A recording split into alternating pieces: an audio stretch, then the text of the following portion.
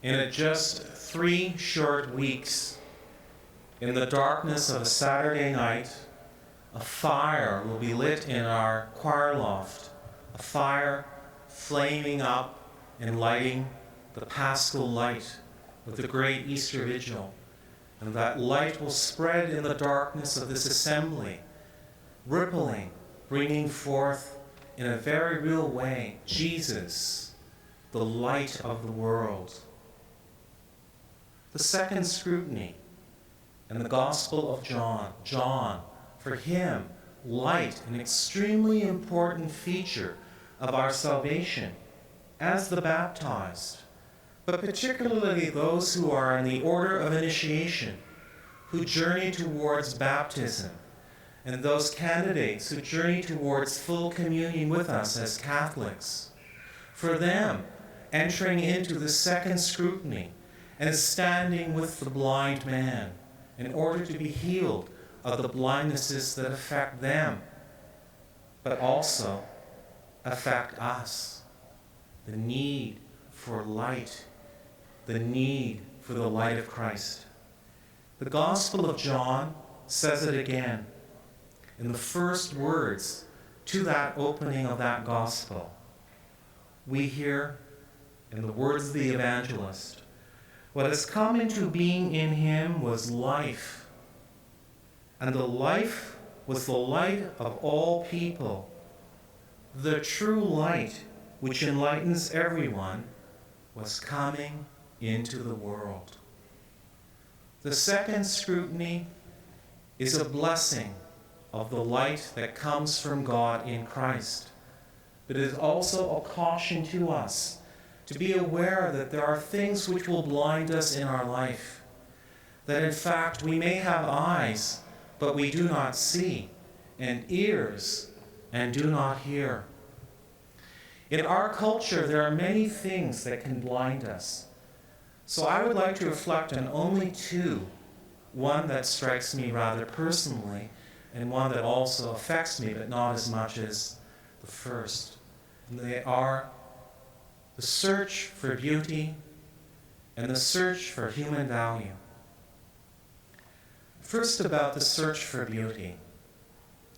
Many of us have grown up in a culture dominated by advertising, with the concept of what is beautiful.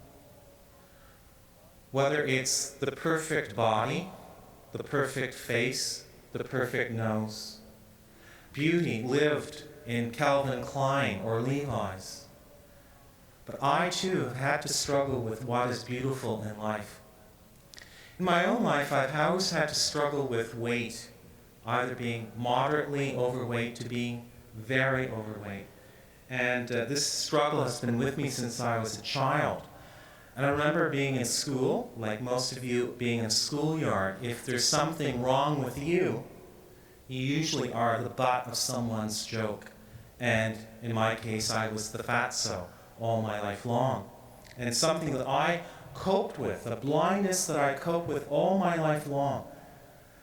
Discovering beauty being beyond the size of my body, the shape of my face, to the beauty that comes to us as dignified children of God, whether we are red-colored or black or yellow or white, whether we are tall or thin or short or fat, whether we are able to run a mile or be able to do that in a wheelchair.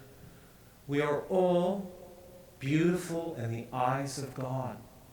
And Jesus demonstrated that all the time by his appeal to lepers, the deaf, the mute, the exile. And so he appealed last week to a woman at a well, excluded. He appealed to a man born blind, and he will speak to a man in a tomb next week, calling him forth, a man stinking with death, and calling him forth into the light and newness of the life that comes to us through Christ. The search for value and human worth. Certainly in my experience of working with young people in schools, there is a fallacy that we tend to promote in our schools around this search for excellence. And I find that this is driven home very poignantly, especially in January and February, when students in their last year of high school frantically are writing examinations in order to get into the best schools, into the best programs, so that they can do their best. And for them, an 87.3 average may be the best for a medical school at McGill, or a 90 point something at a teacher program at Trent. And yet, the search for excellence denigrates the dignity of the best in each of us, not by a mark, but by who we are and the best of what we do.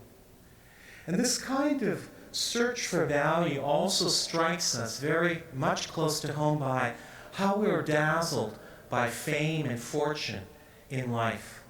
The recent strikes by hockey players and by baseball players has driven home really the blindness of human worth. While one in a ballpark or an arena can claim that $2 or $3 million a year is their right, in the same arena and ballpark are workers in concession stands or cleaners who never in a lifetime will ever make $2 or $3 million. And yet we talk about the value and worth of all work. We have in our culture the culture of convenience, whether that is the convenience of the aged, whether those are people with disabilities.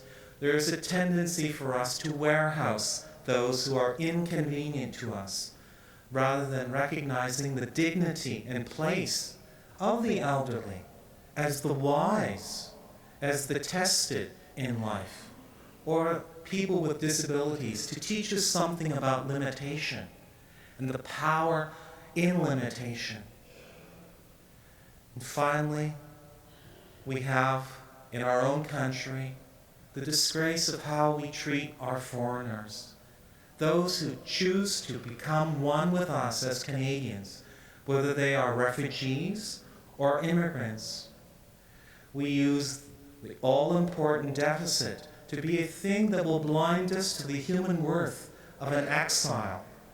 And we put a dollar value on their entry fee into our country, given to most of us freely and without cost. And some governments, in their pursuit for purity, have enacted or are choosing to enact laws which will prevent immigrants who do not meet blood tests and means tests to be one with us in our country. And we could go on and on, examining in our own lives where we are blinded by beauty, the search for beauty, or the value for worth.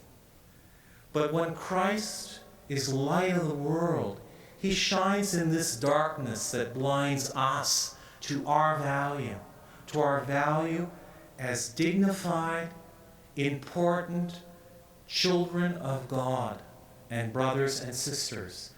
And as we journey towards Jerusalem, toward that great feast of the Easter Vigil, when the light will be carried forth into our darkness, let us too become filled with that light, become light for the world.